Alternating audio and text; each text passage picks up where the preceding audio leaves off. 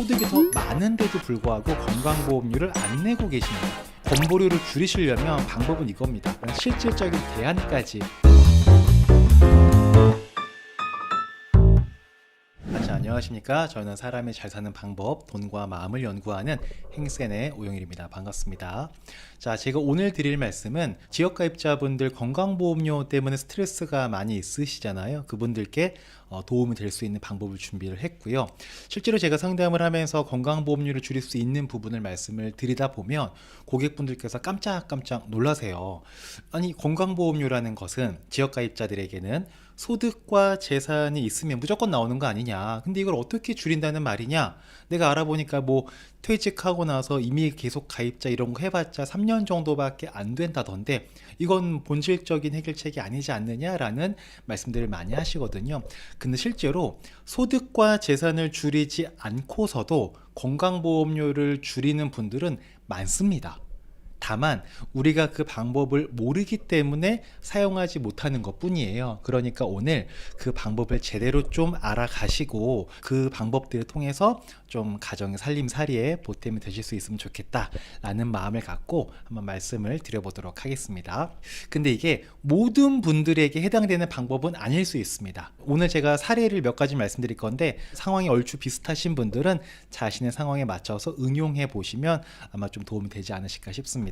일단 좀 이런 게 있어요. 왜 우리 시험 볼 때도 시험의 합격 점수라는 게 있지 않습니까? 그러면 딱 떨어지시는 분들도 만약에 60점이 합격이면은 떨어진 분들이 보통 막 58점, 57점, 뭐 어떤 분들 59점 이렇게 여기 어딘가에서 이렇게 아쉽게 떨어지는 분들이 계시고요. 또 합격하시는 분들도 60점이 커트라인인데 막 99점, 막 80점 이렇게 맞는 분들보다는 한 63점, 65점 여기 어딘가에서 이렇게 막 합격이 되시거든요. 그러니까 요 선 하나를 두고 운명이 갈리는 거죠. 건강보험도 이거랑 되게 비슷합니다. 피부양자라 그래서 건강보험료를 아예 안 내는 그런 분들이 계시거든요. 나라에서 인정을 해줘서. 근데 그것도 기준선이라는 게 있을 거잖아요. 그러면 어떤 분들은 여기에 계시는 거예요. 여기에 계시는데 이분들이 이렇게만 올라오시게 되면은 피부양자가 되시는 거거든요. 그러면 건강보험료를 안 낼 수 있는 거예요.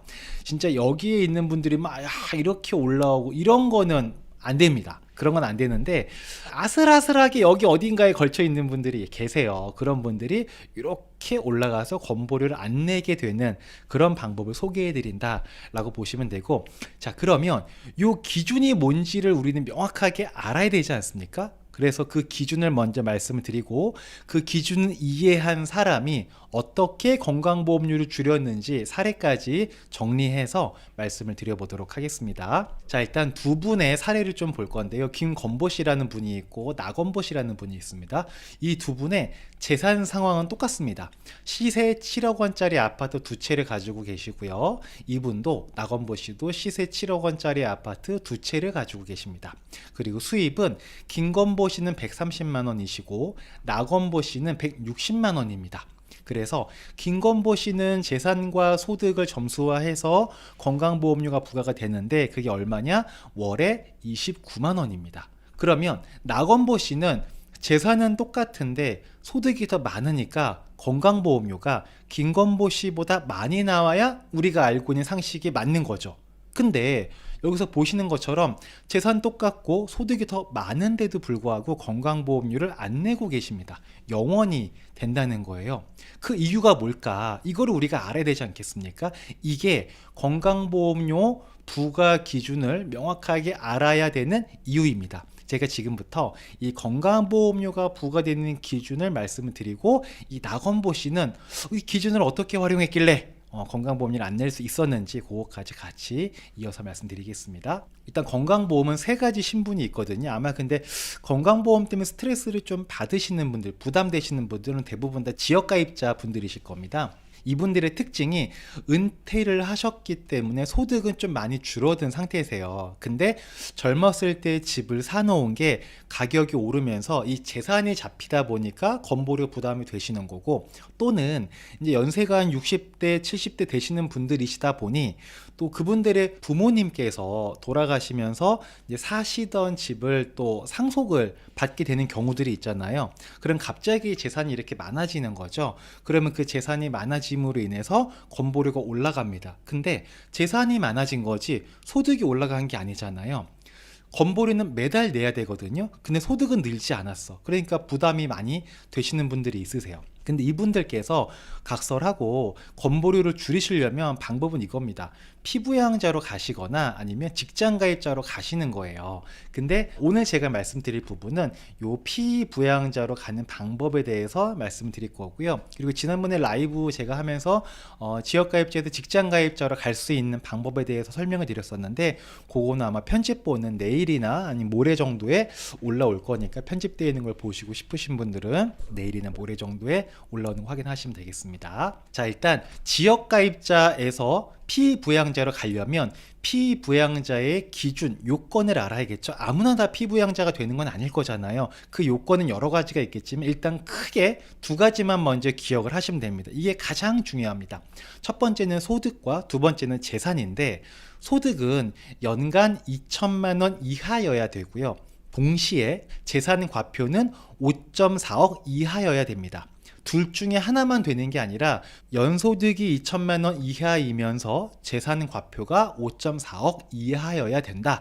이게 가장 중요한 포인트입니다. 자, 그러면 우리가 지금부터 알아볼 건 뭐냐면, 여기에 연소득이라고 되어 있는데 연소득에는 어떤 게 포함되는지 그걸 우리가 알아야겠죠. 예를 들어 뭐 근로소득이 포함되는지 아니면 뭐 연금소득이 포함되는지, 연금이 된다면 공적연금과 사적연금이 있는데 이게 어떻게 포함되는지 등등등 여러 가지 소득이 있는데, 그 소득들을 어떻게 합산해서 연소득으로 보는 것인지 그 소득의 기준을 알아야 될 것이고, 두 번째는 이 재산을 기준으로 하는 것도 뭔지 알아야겠죠. 예를 들어서 뭐 자동차는 재산으로 보는지, 뭐 집과 땅, 상가 이런 것들은 어떻게 보는지, 이런 걸 우리가 좀 알아야 되지 않습니까? 그런 기준들을 지금부터 차근차근 좀 말씀드려 볼 건데, 먼저 피부양자 인정 소득 요건에 대해서 말씀드려 볼게요. 요거는 우리가 이제 이자 소득이라는 게 있고 배당 소득이라는 게 있죠. 요 두 가지를 합쳐서 우리는 금융 소득이라고도 얘기를 합니다. 그래서 이자 소득, 배당 소득, 연금 소득,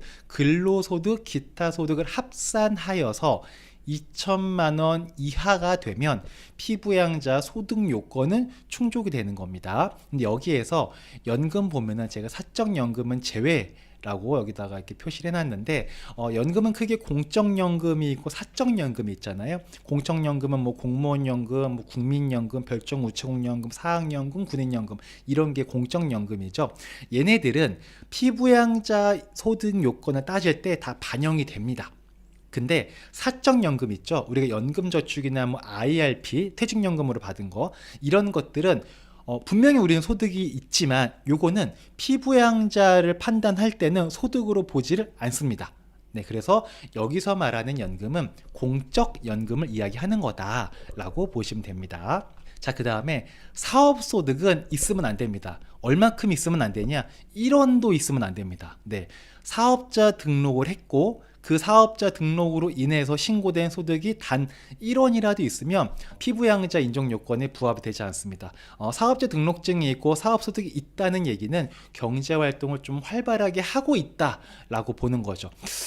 요거는 이제 제 생각으로는 좀 뭔가 조정이 필요하지 않을까. 사업 등록을 해 놓고 소득이 연간 뭐 500만 원도 안 되시는 분들 되게 많이 있으시거든요. 그런 분들은 좀 피부양자에 인정을 해주면 좋겠는데 라는 생각이 들면서도, 또 그렇게 너무 많은 분들이 또 피부양자로 되다 보면 또 건강보험 재정 악화라는 또 문제가 있다 보니까 아마 이런 기준을 만들어 놓고 유지하고 있는 게 아닌가라는 생각이 됩니다.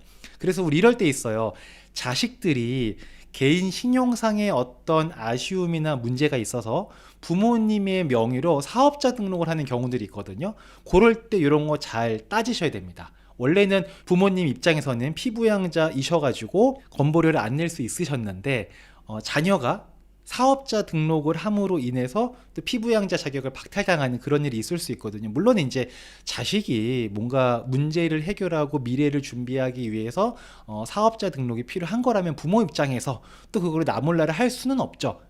근데 무조건 하지 말자, 무조건 나 몰라라 해라 이런 말씀을 드리는 건 아니고, 이런 변경되는 조건들은 있으니 알고는 하자라는 말씀입니다. 그리고 사업소득이 있으신 분들 중에서 사업자 등록을 안 하고 사업소득이 발생되는 분들이 계십니다. 대표적으로 보험 설계사 분들이나 뭐 학원에서 강의하시는 분들, 이런 프리랜서 분들이시죠. 뭐 아나운서 분들도 마찬가지고요. 이런 분들은 연간 사업소득이 500만 원 이하여야 됩니다. 물론 저거는 실제 내 통장에 꽂히는 소득이 500만 원이라는 건 아니고 경비를 인정하고 남은 소득이 500만 원이다 라는 겁니다. 그래서 약간 이것도 보험 설계사 하시는 분들 중에 이런 분들 계시잖아요. 그 뭐 정수기 이런 것도 마찬가지고, 어머님들이 소일거리로 그냥 한 달에 그냥 뭐 한 돈 30만 원 뭐 이렇게 벌지 뭐, 돈 50만 원 벌지 뭐, 그게 돈 때문만은 아니고 그냥 집에서 노느니 뭐하냐, 가다 사람들이랑 얘기도 하고 커피도 한 잔 마시고 이렇게 뭐라도 이렇게 활동을 하기 위한 목적으로 저런 소일거리를 하시는 부분들이 있으시거든요. 근데 그때 이 계산 잘 하셔야 됩니다. 이게 어정쩡하게 잠깐 넘어가면, 아까 제가 말씀드렸죠, 여기 어딘가에 살짝 이게 못 넘어가가지고 그것 때문에 또 보험이 되면 좀 낭패를 볼 수도 있으시거든요. 그러니까 만약에 소일거리로 약간 이렇게 프리랜서 활동을 하시는 어머님들이 계시다면 요거 알고는 있으셔야 된다라는 거고요. 그 다음에 우리 임대소득도 말이 많은데, 임대소득은 단 1원이라도 있으면 요것도 마찬가지로 피부양자 자격을 인정받을 수가 없습니다. 사업소득이랑 마찬가지예요. 근데 이런 분들 계시죠. 나 월세 30만 원 받는데 이것 때문에 피부양자 안 되겠네 라는 분들이 계세요. 이런 분이 되게 많습니다. 어떤 분들이냐면, 부모님이 시골 사시다가 돌아가셔서 그 부모님이 살던 주택을 상속받으신 거예요. 근데 거기에 내가 들어가 살기도 뭐하고 또 처분하기도 뭐해. 그렇다고 집을 비워두자니 집이 또 망가질 테니까 그냥 월세 한 2, 30만 원 받고 뭐 하지 뭐 이런 경우들이 있거든요. 근데 그거 받는 것 때문에 피부양자가 안 된다? 그러면 되게 또 억울할 수가 있거든요. 그래서 이 월세 같은 경우에는 이 30만 원을 받는다고 해서 무조건 다 피부양자가 안 되는 건 아닙니다.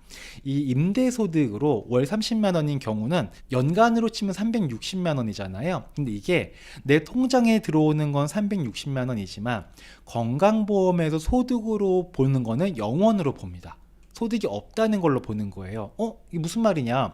계산 산식이 이렇게 돼요. 건강보험에서 임대소득이라는 것은 내가 실제로 받는 월세에서 필요 경비 50%를 공제를 해줍니다.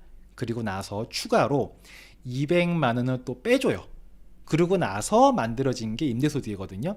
근데 아까 전처럼 연간 360만 원의 임대소득이 있다 그러면 거기에서 필요경비 50%를 인정을 해주면 180만 원은 빠지고 180만 원만 남게 되지 않겠습니까? 거기에서 또 200만 원을 공제를 해주죠. 그러면 사실상 0원이 되는 겁니다. 그래서 임대소득으로 월에 한 20만 원, 30만 원 정도 받으시는 분들은 피부양자 소득 여건 따지는 거에서는 크게 문제될 건 없다라고 보시면 됩니다. 그래서 우리 임대사업 보면은 임대사업 등록하시는 분들도 계시고 또 등록하지 않으신 분들도 계시거든요. 또 미등록자 같은 경우에는 보통은 이제 연간 400만 원까지 월 33만 원은 월세를 받으셔도 건강보험에는 반영이 되지 않는다라고 보시면 되고요. 또 임대사업 등록하고 계시는 분들 계세요. 그분들 오늘 제가 자세하게 말씀드리지는 않을 건데, 그분들은 연간 1,000만 원까지는 월세를 받으셔도 건강보험에서는 피부양자로 인정이 가능한 소득 요건이다 라고 이해를 하시면 됩니다. 제가 지금 말씀드린 요거 있죠. 임대사업 미등록자 분들의 연간 400만 원까지는 임대소득이 있어도 피부양자가 된다는 요 포인트, 요거 포인트입니다. 요거 발표하셔야 됩니다. 2주택자 분들이 요거 모르셔가지고 건강보험료 내시는 분 되게 많으시거든요. 요거 왜 그런지 제가 뒤에서 한 번 더 말씀드리도록 하겠습니다. 자, 그리고 두 번째는 이제 피부양자 재산 요건 말씀드릴 건데요. 재산 요건은 재산 과표가 주택 기준으로 봤을 때 5.4억 이하여야 됩니다. 네. 근데 이런 분들 계시죠. 우리 집 시세가 6억 원인데 그러면 우리 집은 피부양자, 나는 피부양자 안 되겠네 라고 생각하시는 분들이 더러 계실 텐데 그렇진 않습니다. 건강보험에서 재산과표를 산정하는 건 당연히 시세는 아니겠죠. 재산과표는 공시가격에다가 공정가액 시장 비율 60%를 계산을 한 게 건강보험에서는 재산과표로 산정을 하게 됩니다. 실제로 지금 한 6억 정도 되는 경기도에 한 아파트의 공시가를 제가 보니까 3억 2,600만 원 정도가 되거든요. 일단 이렇게만 돼도 당연히 재산과표에서는 피부양자 인정 요건에 충족이 되는 거죠. 근데 여기에다가 60%를 더 곱해주게 되는 겁니다. 그러면 어떻게 되냐면 금액으로는 1억 9,500인 거죠. 그러니까 6억짜리 집이지만 건강보험에서 재산과표로 보는 건 1억 9,500만 원이다 라고 보시면 됩니다.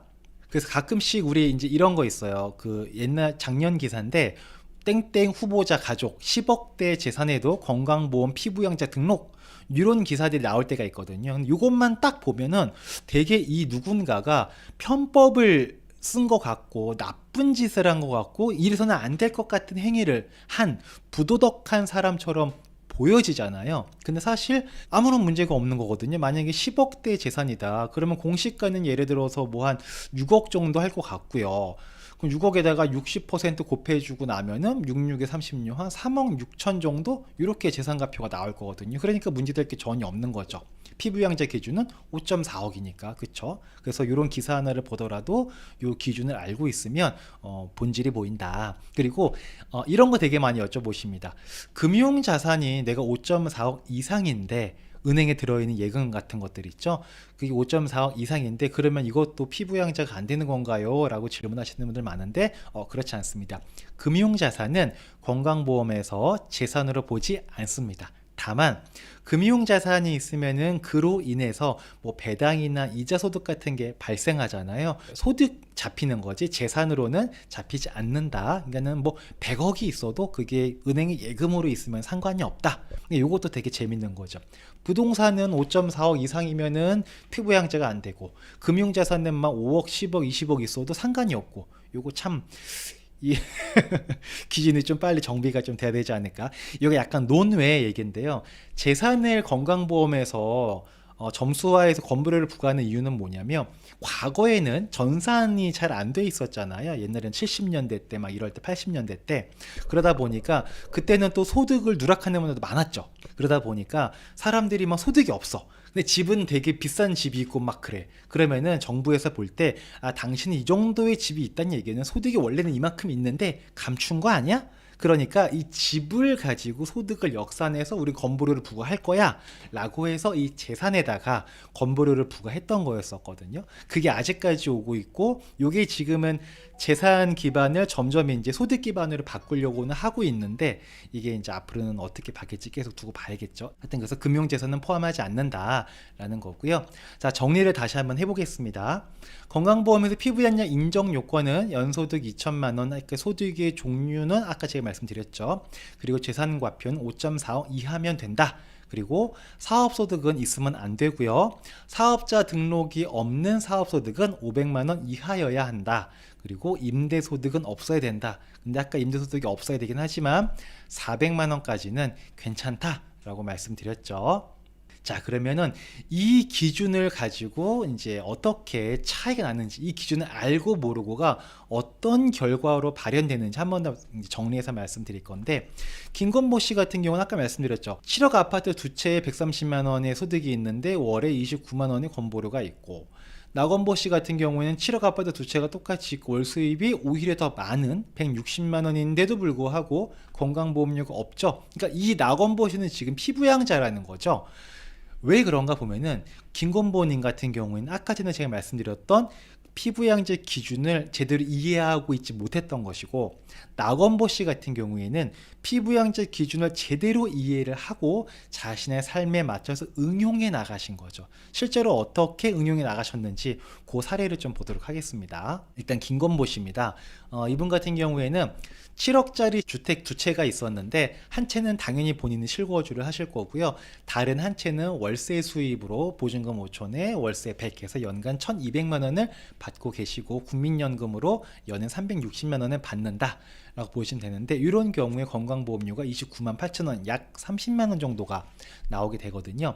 근데 이분 같은 경우에는 보면요, 수입이 360만 원 그리고 1200만 원이에요. 이거 두 개 합치면은 1560만 원이지 않습니까? 그러면 이분은 재산과 소득은 피부양자 인정이 되는 영역에 들어가시는 거예요.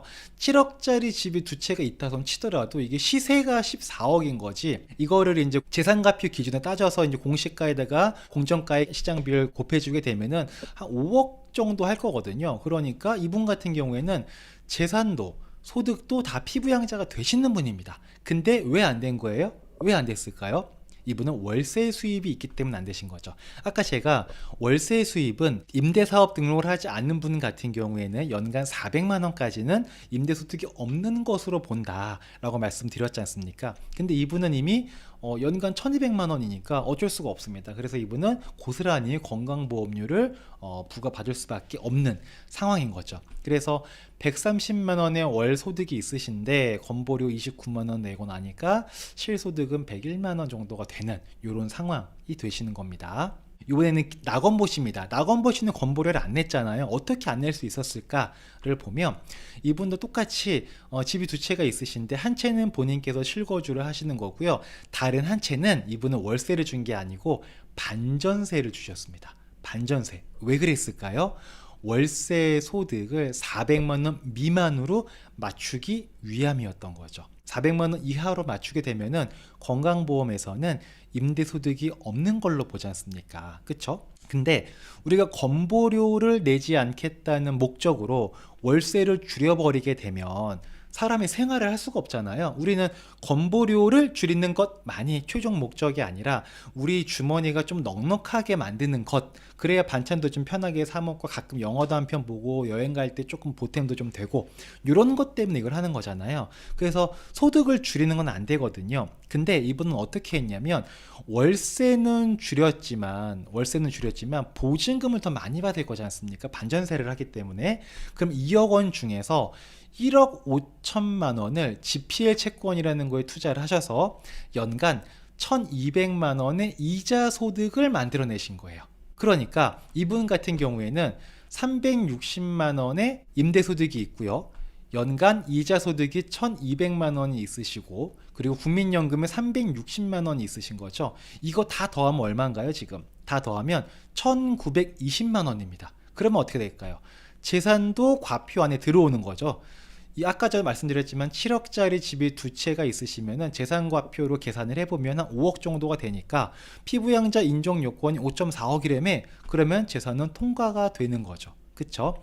그리고 소득 요건은 아까 얼마라 그랬습니까? 2천만 원 미만이어야 되고 임대소득이 400만 원보다 아래여야 된다고 말씀드렸잖아요. 근데 이분 임대소득 지금 360이니까 400만 원보다 아래이신 거고, 임대소득과 이자소득과 국민연금 다 합쳤더니 이 소득이 1920만 원이죠. 그러면은 피부양자 인정 요건에서 소득은 2천만 원이라고 했으니까 1920만 원 부합이 되는 거죠. 그래서 이분은 피부양자로 인정이 되실 수가 있었던 겁니다. 여기에서 그 이자소득은 이 사례에서는 GPL 채권이라는 걸 가지고 이자소득을 만드신 건데, 이거는 GPL 채권이 아니라 뭐 어떤 걸로 해도 상관없습니다. 중요한 건 뭐냐면 임대소득이 아니라 이자소득으로 만들었다. 이게 중요한 포인트입니다. 다시 한 번 더, 임대소득이 아니라 이자소득으로 만들었다. 요게 포인트인 겁니다. 이해되시죠? 그래서 이분 같은 경우에는 낙원보 씨는 월세와 연금과 이자를 합쳤더니 매월 160만 원 정도가 되는데, 그 중에서 건보료는 피부양자이기 때문에 아예 내는 게 없다. 그래서 실소득이 160만 원이 되시는 거죠. 이해되시죠? 그러니까 낙원보 씨가 잘한 건 뭐냐면은 이 임대소득을 400만 원으로 맞추기 위해서 반전세를 놓으신 거죠. 그리고 보증금 받은 걸로 다른 곳에 투자를 하셔서 이자 소득을 받고 그걸로 생활을 하시는 거예요. 그러다 보니까 소득은 더 많아지게 되신 거죠. 그래서 정리를 한번 해보자면은 김건보 씨와 낙원보 씨는 분명히 같은 재정 상황이었습니다. 그렇죠? 같은 재정 상황이에요. 근데 다른 결과가 만들어졌죠. 그 이유는 뭐냐면 갖고 있는 재화를 가지고 소득 구조를 어떻게 설계했느냐에 따라서 그 결과가 달라진다는 거죠. 김건보 씨는 임대소득으로만 소득 활동을 하게 되셨고요. 나건보 씨는 임대소득의 기준을 명확하게 알고 있다 보니 임대소득과 이자소득을 가지고 적절하게 믹스를 하게 됐던 거죠. 그 결과 60만 원이라는 월의 현금 흐름이 차이가 발생되게 된 겁니다. 이 60만 원이 정말 작다면 작고 크다면 큰 돈인데 뭐 1000만 원이랑 1060만 원 이거는 사실 그렇게 인생의 희비를 나눌 정도의 큰 금액은 아닐 수 있거든요. 근데 100만 원과 160 이건 엄청난 차이입니다. 네, 진짜 밥상의 반찬이 바뀔 수 있는 거고요. 손주들이 왔을 때 용돈을 주는 수준, 장난감 사준 수준이 달라지는 거고요. 훨씬 더 생활이 윤택해지는 윤활유 역할을 하기에 부족함이 없는 거죠. 그러니까 이 김건보 씨 같은 경우에는 만약에 지금 하려면 뭘 해야 되느냐, 다음번에 월세 계약을 할 때는 똑같이 월세를 1200만 원 계약하는 걸로 하지 말고 월 100만 원으로 5천을 100짜리로 계약할 게 아니라 다음에는 반전세로 가셔야죠. 네, 반전세로 가셔서 임대소득가 400만 원 미만으로 이하로 만드는 게 김건보 씨에게는 미션인 거죠. 나건보 씨는 그걸 이미 알고 있었기 때문에 이미 한 것뿐인 거고 김건보 씨도 못하는 게 아닙니다.